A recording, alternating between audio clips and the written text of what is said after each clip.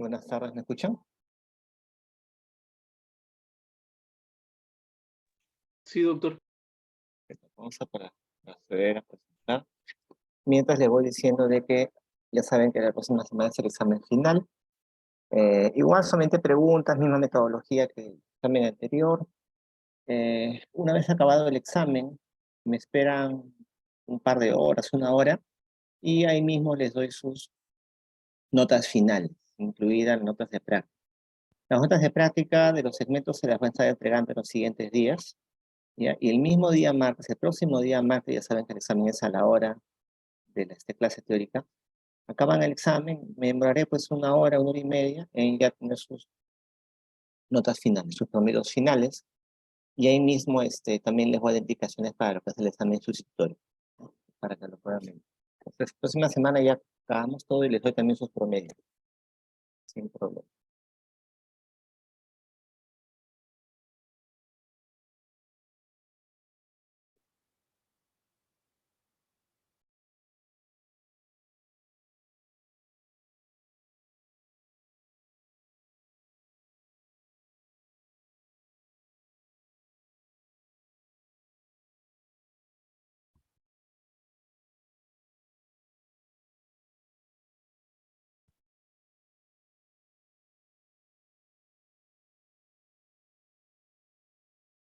Por favor.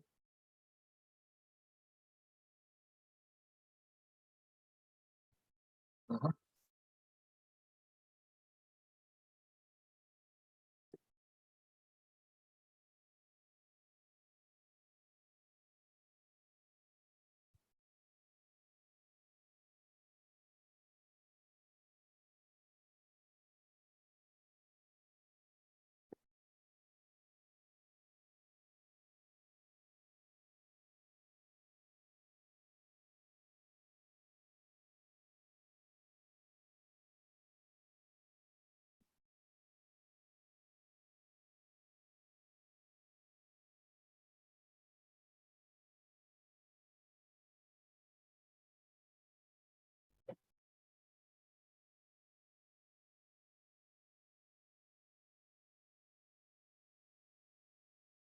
Doctor, disculpe, ¿dará el promedio de todos los grupos de práctica o tenemos que pedirle a nosotros? Desde todos los grupos de prácticas. En estos siguientes días voy a entregar las notas de práctica de todos los grupos, ¿ya? Y es el próximo martes, yo voy a tener todo yo en Excel, ¿no? Cosa que corrijo los exámenes, me demoraré pues una hora, ¿no?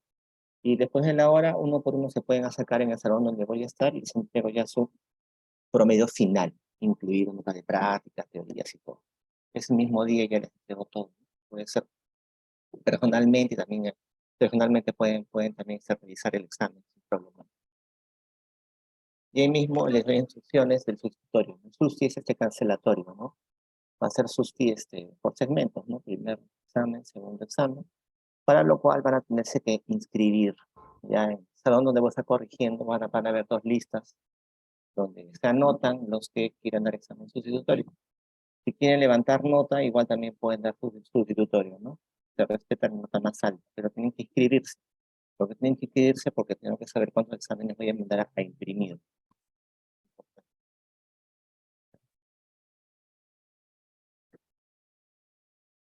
A ver.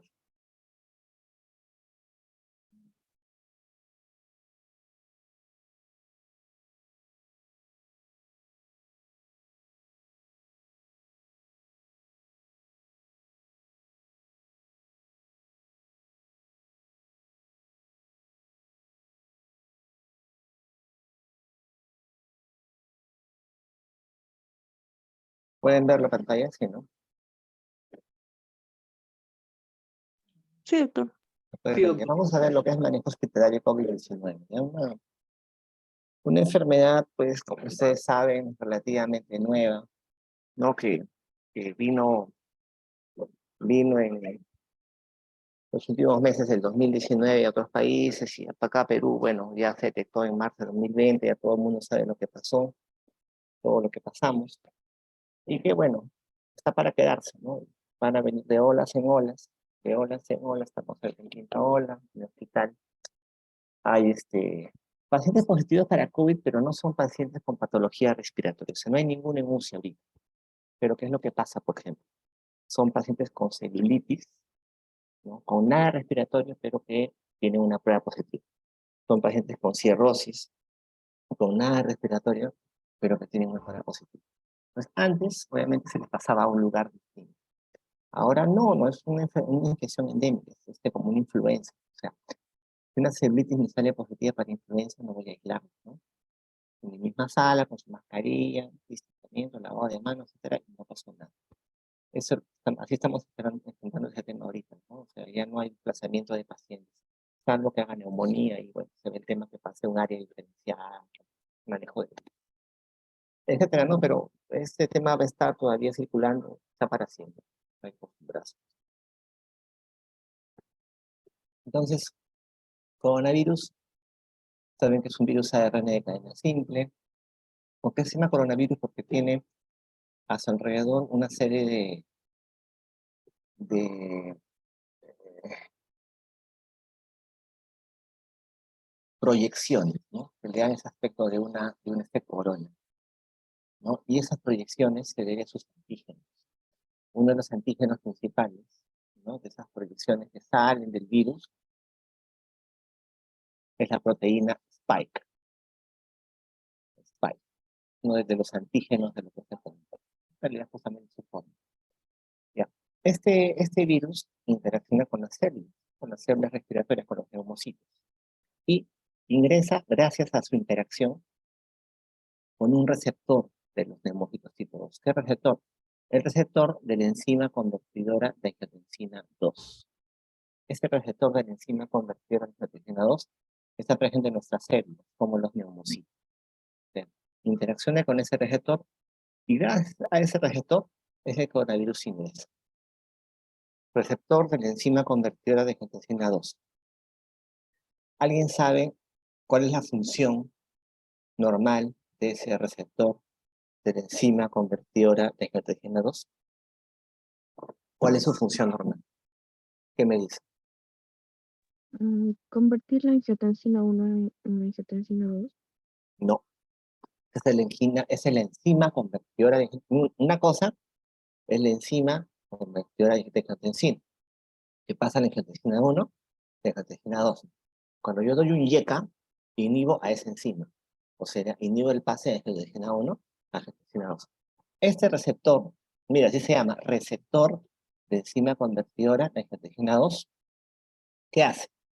Degrada a la angiotensina 2. O sea, una vez que mi angiotensina 2 ha cumplido su efecto vasoconstrictor, digamos, o el que tenga, es degradada, metabolizada, eliminada por el receptor de la enzima convertidora de angiotensina 2. Siempre ha estado presente, quizás no lo conocía mucho, pero tuvo mucho interés con el COVID.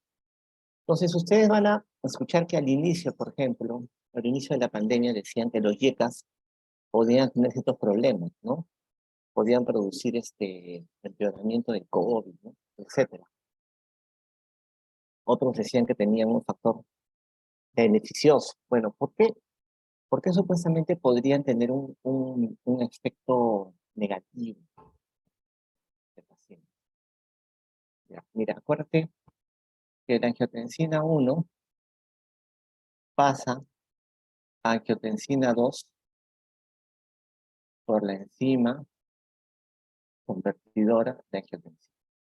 Esta angiotensina 2, una vez que ha cumplido su efecto, es metabolizada por el receptor de la enzima convertidora de angiotensina 2.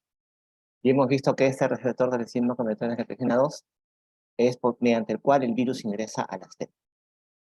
Si yo doy un YECA, ¿cuál es mi razonamiento fisiofarmacológico? Si yo doy un YECA, inhibo a la enzima convertidora de angiotensina. Por lo tanto, no va a haber pase de angiotensina 1 a angiotensina 2. Por lo tanto, va a haber menos cantidad de angiotensina 2. Por lo tanto, quedaría más receptor libre, ¿no? Más receptor libre. Si queda más receptor libre, que no se utiliza porque no hay angiotensina 2, ¿cuál es la conclusión? El virus tendría más receptor libre para poder entrar a la célula. Entonces, ¿se dan cuenta? Ese es tu razonamiento fisiofarmacológico, ¿no? Así como mi razonamiento puede ser los coloides son mejores que los cristaloides porque serían el intravascular. Pero luego cuando tú llegas al estudio y comparas, te das cuenta que no es así. Y se dieron cuenta finalmente que no era así, o sea, no había un empeoramiento, pero sí hubo la alerta inicial de que podían haber problemas con los chicas o los AR en base a una hipótesis. Más bien luego que se vio que los YECAS podían ser incluso beneficiosos, porque la angiotensina 2 de por sí tiene efectos negativos, no es un proinflamatorio, etc. Para que lo tengan en consideración. La cosa que el virus ingresa al hemocito tipo 2, el virus se replica en la célula y luego se libera, ¿no? Se libera y me produce una cascada inflamatoria, o sea, me activa la cascada de la inflamación, con liberación y producción del factor de progreso humoral alfa, interleuquina 1, interleuquina 6. Esta inflamación que se activa me produce migración de células inflamatorias hacia los alvéolos, con el consiguiente edema pulmonar inflamatorio, ¿no? Y un engrosamiento intersticial. O sea, el intersticio de lo que está así, miren, rápidamente se vuelve así, ¿no? Hay un engrosamiento intersticial, hay una ruptura de la membrana alveolo-capilar y un edema pulmonar básicamente inflamado, ¿no? Eso es lo que ocurre. Miren cómo puede el paciente estar así, cómo termina así, ¿no? Con un gran componente inflamatorio, un edema pulmonar inflamatorio, es un ARS, ¿no? Un síndrome respiratorio del. El periodo de incubación, es decir, desde que el virus ingresa al organismo hasta que se desarrolla el primer signo síntoma, es más o menos 5 a 6 días, pudiendo ser hasta 12 días. ¿Qué es el shedding viral? El shedding viral es, digamos, la excreción de partículas virales. La excreción de partículas virales puede ser hasta 10, 14 días. Pero obviamente no significa que en los 10, 14 días yo voy a contagiar. Mi capacidad de contagio, sobre todo, se va a dar mientras más sintomático soy. O sea, ya cuando bajan los síntomas, mi excreción viral va a ser mínima, mínima. Entonces, está en relación a eso, para que lo tengan en consideración. Ya saben que la mayoría es enfermedad leve, ¿no? Por 80%. Menos de 20% hace enfermedad severa, crítica. Severa es el que requiere oxígeno, crítica el que requiere UCI, bueno, lamentablemente fallece. Pero solamente 2.3% fallecen. Bueno, es aparentemente poco, ¿no? 2.3%, ¿no?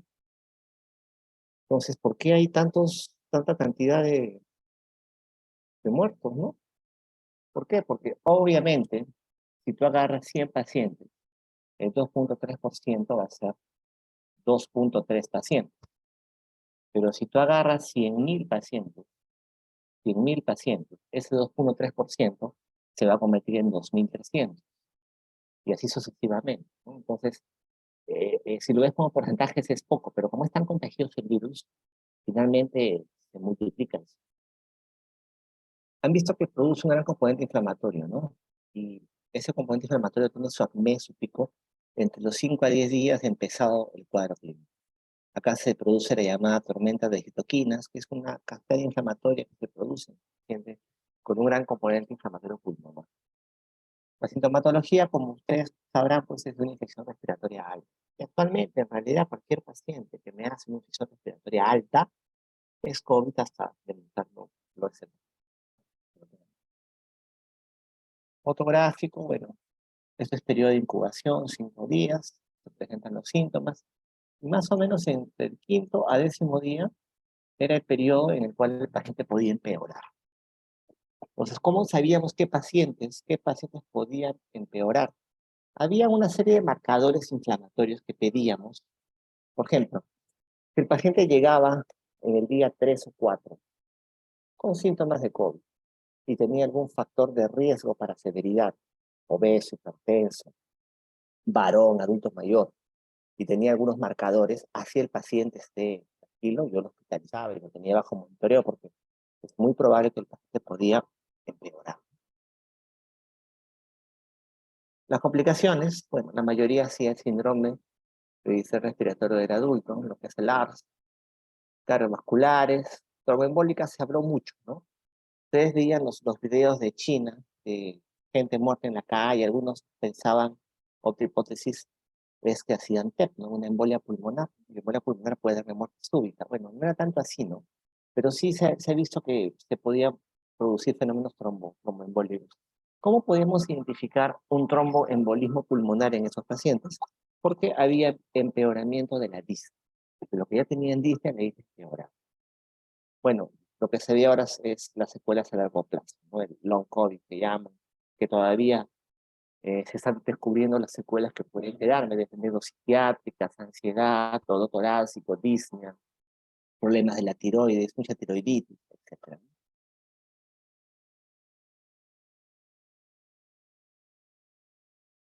Factores de riesgo establecidos: cáncer, pero un cáncer activo establecido, falla crónica, EPOC, trasplantados, los obesos. Se complicaban muchos gorditos, ¿no? Enfermedad cardiovascular severa, falla cardíaca, etc. Diabetes, por supuesto. El asma nunca fue un factor de riesgo reconocido. Incluso algunos consideraban al asma como un factor de riesgo protector. Protector, nunca fue un factor de riesgo importante. En sí, ¿no? Porque también tenemos otro tipo de patología. Esto es lo que les mencionaba. Laboratorio asociado con severidad. Clásicamente dímero D, proteína C reactiva más de 100, DHL elevada, troponinas elevadas, ferritina más de 500, CPK, interleuquina 6, linfopenia. La presencia de alguno de ellos, o sea, no todos, a la vez, alguno de ellos, en un paciente me decía, oye, ten mucho cuidado porque ese paciente podría complicarse, puede complicarse. Ten bastante cuidado. Entonces, muchas veces yo recibía pacientes varones, ¿no? Por tantos años, menos gorditos, ¿no? La mayoría eran gorditos. Y tenía, ponte, ferritina en 1000 con linfopenia, así sature bien en ese momento, no, tienes que quedarte, ¿no? O sea, que monitorizarte, probablemente puedas empeorar rápido, y sí, pueden empeorar rápido, porque empeoraban rápido, ¿no? Clasificación, hay un montón de clasificaciones, acá les muestro la de la OMS.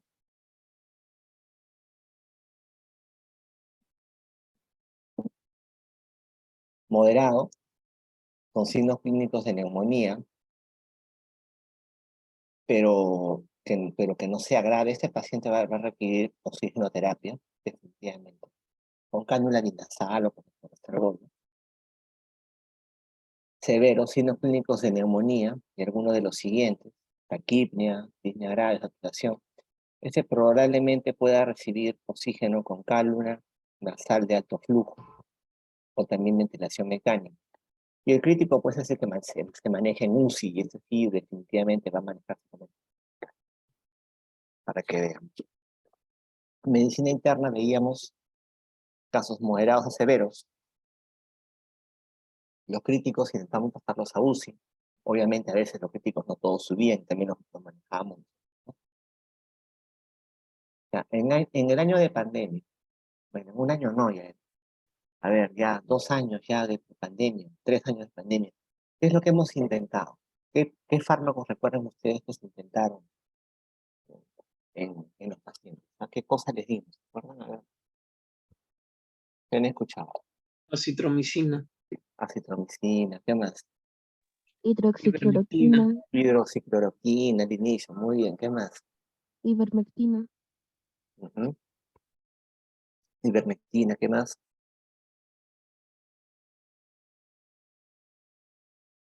Antivirales, por supuesto. O sea, yo he vivido todo eso, ¿no? Ivermectina. Obviamente antivirales. Es un virus, ya son antiviral, ¿no? Es lógico. Acitromicina, hidroxicloroquina, corticoides, anticuerpos monoclonales, plasma de paciente convaleciente, anticuerpos. ¿Ya? La corriente de comenzar a usar de todo empezó pues en Europa, ¿no? Europa, acá, fines de febrero, principios de marzo, donde todavía acá no había cuarentena, uno pues escuchaba videos, ¿no? Audios que llegaban de allá, y como que no lo creía, ¿no? Pero los médicos en su desesperación lo comenzaron a usar todo, ¿no? hidroxicloroquina, acitromicina. ¿Y por qué? Igual, fueron en base a hipótesis, en base a razonamientos, hipótesis fisiofarmacológicas. La acitromicina tiene efectos inmunomoduladores, ya conocidos, normal hidroxicloroquina. Y veían pues ciertas interacciones del virus con receptores de estos medicamentos, entonces ahí podrían usarse, ¿no? El tema de los corticoides, pues, es conocido que en infecciones se pueden usar corticoides, y vamos a también comentarles eso. Hidroxicloroquina, acitromicina, ¿cuál es la evidencia? Más o menos habían 30 estudios, hidroxicloroquina con acitromicina. Sin embargo, un estudio llamado Recovery no mostró diferencias en mortalidad, más bien podía aumentar el riesgo de estancia y intubación. Y otro estudio de acá del JETSI, de Salud, del Instituto de Investigación Clínica, sí demostró mayor ingreso a UCI y mortalidad con el uso de hidroxicloroquina y acitromicina.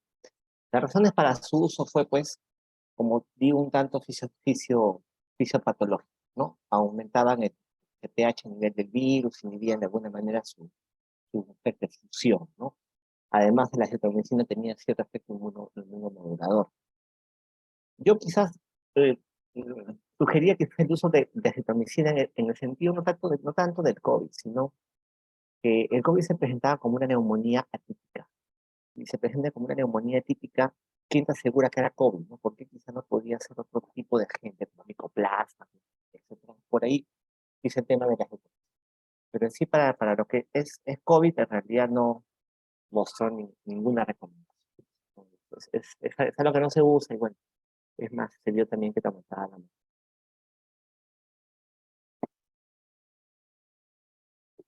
Lopinavir, ritonavir. Obviamente, si son pacientes con una enfermedad viral, tú vas a darle viral dentro de lo que podrías dar, ¿no? Nada mal. Lopinavir, ritonavir se usa en el manejo de VIH. Al inicio causó un poco de desabastecimiento en lo que es el stock de pacientes para VIH. ¿Y por qué se empezó a usar? Bueno, es una enfermedad viral, obviamente tendrá pues cierto efecto en la replicación del virus. Sin embargo, igual también había estudios, el mismo Recovery vio que no disminuyó el tema de la mortalidad en la infancia, más bien te la aumentaba con el riesgo de intubación. Y el Solidarity también que se realizó acá, tampoco se vio que disminuyó mortalidad en necesidad de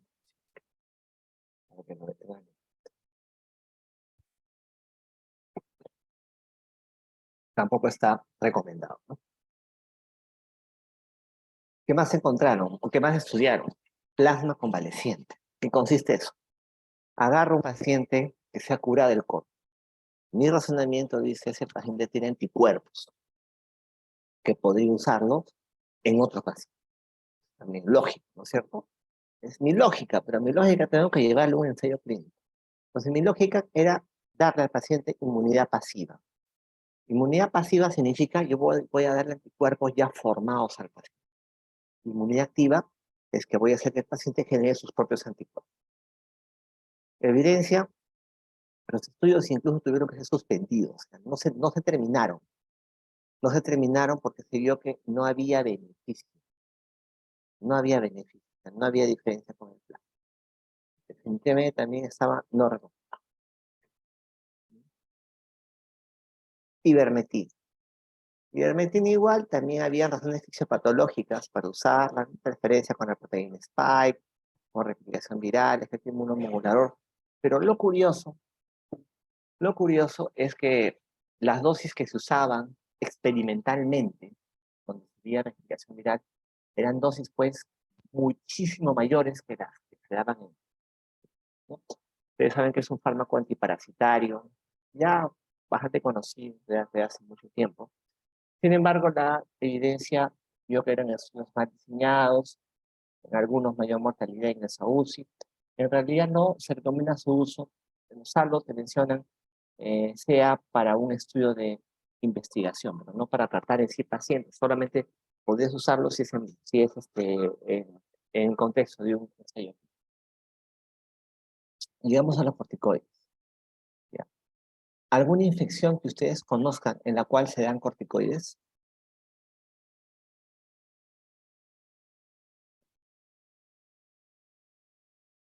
alguna infección que conozca, en la cual se da corticoides, ¿qué dice? ¿Se acuerdan?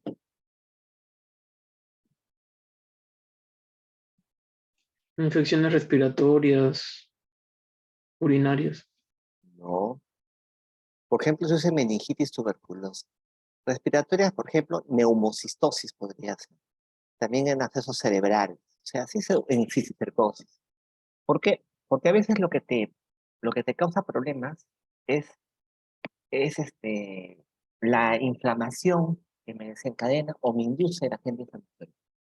Perdón, el agente infeccioso. El agente infeccioso me va a inducir una respuesta inflamatoria, que es lo que me da síndrome. Por lógica, ¿no? No estaba mal pensar de que se podían usar corticoides en SARS-CoV-2, en COVID. El antecedente inmediato de corticoides y patología respiratoria es neumocistosis, que también se usa, que disminuye la mortalidad. Entonces, sí, también lo usamos desde un inicio, ¿no? Por antecedentes en otras patologías, efectos inflamatorios comprobados. Y acá sí, ¿qué sirvió? El estudio Recovery demostró que bajaba la mortalidad, pero en aquellos pacientes que requerían oxigenoterapia y o ventilación mecánica, solo en ellos. No en pacientes oligosintomáticos, no en pacientes asintomáticos, no en pacientes sin oxígeno, solamente en estos pacientes. ¿Cuál es el problema? También, pues, muchos pacientes eran diabéticos, obesos, muchas veces la dosis de corticoides producía hiperglicemia.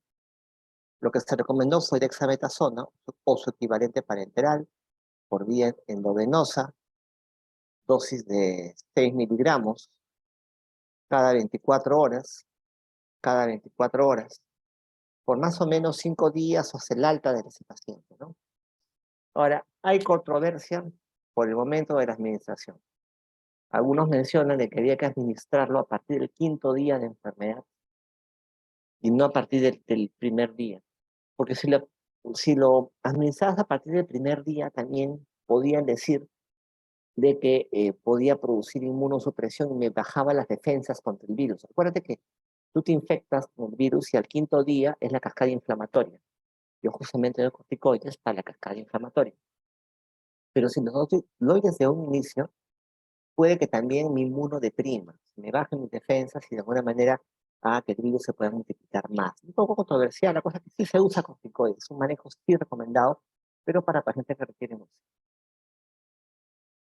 Una de las interleuquinas que más está implicada en esta cascada inflamatoria que les he mencionado es la interleuquina 6. Es un marcador, hemos visto, aumenta bastante. Entonces, por lógica, podía dar un anticuerpo contra el receptor interleuquina 6, el tocilizumab. Tocilizumab. Se empieza a usar con efecto antiinflamatorio y se vio que podía tener cierto beneficio. ¿En qué pacientes? Nuevamente, en pacientes que requieren oxígeno. ¿Pero qué pacientes que requieren oxígeno? ¿Cánula? No. Alto flujo o ventilación mecánica. Otros parámetros de laboratorio con PCR más de 65 y como complemento a corticoides, o sea, no dejar de darle ese corticoide. Sí hay estudios que respaldan su disminución en la mortalidad, por lo que también es un manejo que se recomienda, pero en estos pacientes, en los que requieren oxígeno, no en un paciente oligosintomático. No es que lo doy para evitar que el paciente requiera, no, pero funciona si esto es en este momento. ¿Qué más tenemos? Antivirales como Remdesivir, obviamente, este fue un antiviral inventado para lo que es COVID, creado para que es COVID. Es un virus a quien está dando un antiviral. Miren, hay muy pocos casos descritos de virus con antiviral específico, ¿no? Los herpes, citomega, VIH, hepatitis y quizás ¿no? El resto de virus en realidad es esperar que la infección viral pase por sí sola. Bueno, ¿qué se encontró con el Remdesivir? Evidencia no muy clara, no bajó mortalidad. Lo único donde sí puede tener beneficio es la reducción del tiempo de recuperación En los pacientes que reciben oxígeno por bajo flujo, o sea, por cánula binasal o reservorio, no en alto flujo, no en ventilación. O sea, me bajo un poco la hospitalización. Nada más, pero un impacto así positivo en mortalidad, no. Pero lo importante es que tampoco hasta años. O sea, sí tiene cierto impacto positivo, por eso te he recomendado, pero el beneficio va a ser sobre todo en este grupo. Recomendado en usuarios de oxígeno de bajo. ¿Qué más hemos visto? El tema de anticoagulación. ¿Por qué anticoagulación? Porque obviamente los pacientes mencionamos que podían hacer fenómenos tromboembólicos. Entonces comenzamos a anticoagular a todos. Y a todos le dimos anticoagulación plena. Cuando enoxaparina yo doy anticoagulación plena, yo dejo 1 miligramo por kilo subcutáneo cada 12 horas. Cuando dejo anticoagulación profiláctica, lo dejo cada 24 horas. Cada 24 horas profiláctico, cada 12 horas pleno. Y nosotros nos dimos de frente con cada 12 horas, pensando que pueden hacer tromboembolismo. ¿Por qué se empezó a usar? Porque, bueno, el estado inflamatorio del COVID sí se vio que me podía predisponer a fenómenos tromboembólicos. Por eso se empezó a usar. La evidencia fue que sí, disminuía la mortalidad, pero no era necesario darlo a dosis plena. O sea, la disminución de la mortalidad no era sin diferencia entre las dosis. O sea, no interesaba si lo daba como profiláctico o como plena, pero que lo daba así. Que lo daba así. Y ahora, tampoco había que preocuparse el hecho de haberlo usado en dosis plena, tampoco se vio que me aumentaba la mortalidad considerablemente. Por eso manejo que también es recomendable en pacientes hospitalizados. Entonces, hasta acá, ¿qué hay que considerar en los hospitalizados? Dieta, hidratación, o sea, el paciente pierde fluidos, aumenta sus pérdidas insensibles, hay que hidratarlo adecuadamente con su volumen de agua diario, con mucho cuidado en pacientes que suelen sobrecargarse. Manejo inmunomodulador, sí, con corticoides. Es importante, ya saben, que se den pacientes que requieren oxígeno. Y también se puede agregar tocilizumab, sobre todo en pacientes que tienen PCR mayor de 75, y como complemento al corticoide. La dosis de la dexametasona ya lo mencionamos, la dosis del tocilizumab ya lo mencionamos, ya por kilo de peso. Acá el tema, ¿no? Darse cuenta antes del TOSI que el paciente no tenga hepatitis B, C, no tenga antecedentes de tuberculosis activa, porque el cuadro, como es un inmunosupresor, también inmunomodulador, podría también acentuarse una tuberculosis. Manejo antitrombótico. En la gran mayoría, anticoagulación profiláctica. En la gran mayoría. En los casos en los cuales los pacientes tengan empeoramiento de la disnea, o sea, yo tengo disnea, pero de alguna manera empeora súbitamente, yo podría pensar que el paciente me está haciendo un tromboembolismo pulmonar. Ahí yo debería dar anticoagulación plena, con enoxaparina mientras dure su hospitalización. El problema del enoxa es que en pacientes con falla renal tienes que bajar la dosis o, bueno, tener otras alternativas. Llegamos a lo que es el oxígeno, la oxigenoterapia. Un paciente que se hospitaliza por COVID recibe oxigenoterapia. Cuando usábamos cánula binasal, tenía buen patrón respiratorio. No había tiraje, respiraciones de menos de 24, 25, saturadas más de 90. Cánula binasal según requerimiento, el cuadro probablemente iba a ser. Pero si el paciente tenía más de 25 de frecuencia respiratoria, saturación de oxígeno menos del 92, lo ideal hubiera sido usar mascarilla de reservorio, que es la que mayor FIO2 me da. El problema es que el FIO2 no es constante. ¿Ya? El aire no llega, el oxígeno no llega de forma constante a ese paciente. Mascarilla Venturi sería más constante, el FIO es menor, FIO 50. Y el problema es que decían que producía muchos aerosoles, el uso de Venturi, por lo que podía pues, aumentar el contagio en el personal de ellos. Al usar mascarilla de reservorio, estos pacientes eran potenciales candidatos a cánula nasal de alto flujo, o si no, a ventilación. Cuando me preguntaban a mí, Giro, ¿cuántos pacientes tienes para ventilador? Yo le decía, mira la sala, cuenta cuántos pacientes hay con máscara de reservorio. Esos son los ventiladores que yo requiero. ¿No es cierto? Entonces, lo que usaba reservorio, se les decía, señor, cada media hora o cada cierto tiempo usted va a ir girando de un lado a otro, va pronando. ¿Por qué? Porque echarse de cúbito ventral, de pancita, podía mejorar la amplexación pulmonar, podía mejorar la oxigenación.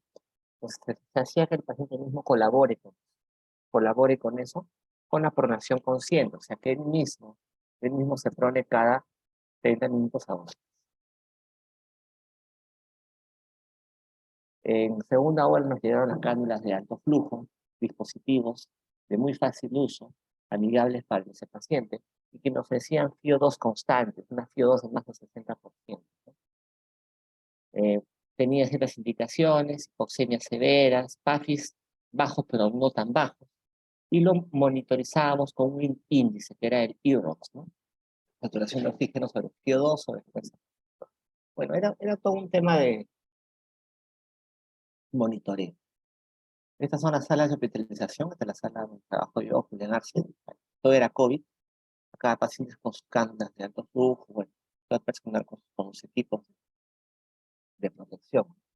Eran salas que de alguna manera beneficiaron el tema del COVID, porque eran salas con techos altos, ventanas, con teatinas grandes, que de alguna manera permitían una buena circulación de aire.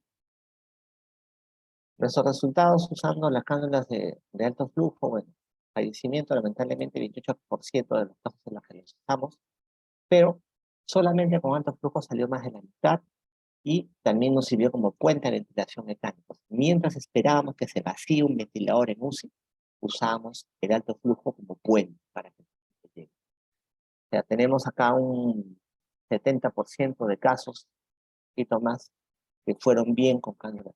Porque si ese tipo hubiera fallecido, y eso va también de acuerdo con las estadísticas internacionales. Entonces, el RP de un paciente, ojo, hospitalizado, no ambulatorio, bueno, su dieta, hidratación, dexametasona, enoxaparina como profilaxis y oxigenoterapia. No sirve nada más. No sirve nada más. Tocilizumab, una alternativa en algunos casos, ya hemos visto. Los pacientes también venían con disnea, con mucha disnea. Para el manejo de la disnea lo que hacíamos era aplicarles morfina a los pacientes. La morfina de alguna manera hacía una disminución de la frecuencia respiratoria y eso mejoraba el acople del paciente, ¿no? Con el dispositivo de alto flujo. Podemos poner a por el subcutáneo, por vía endovenosa. Y esa de acá es una de las salas de medicina vacías por completo, que las vaciamos para recibir a los pacientes COVID.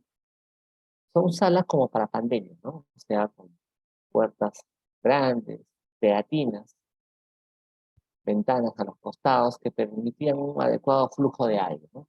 Se midió el recambio de aire, de 11.8 recambios de aire por hora. Un recambio de aire incluso adecuado para ventilación mecánica. El ventilador libera bastantes aerosoles. Bueno, las usamos en un tiempo en una de las salas, pero sobre todo usamos las cánulas de alto flujo ya en segunda hora. Y esa creo que es muy bien. Si tuvieran alguna pregunta.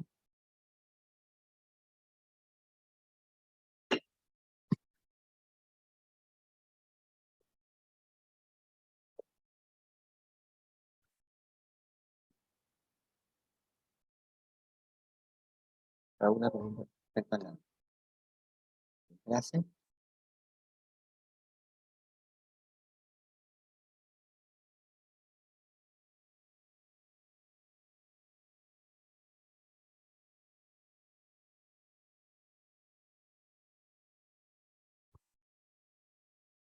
¿Alguna pregunta que tengan? Acá les estoy dejando en el chat el enlace para que puedan descargar la clase del día de hoy. Igualmente también voy a acordarles que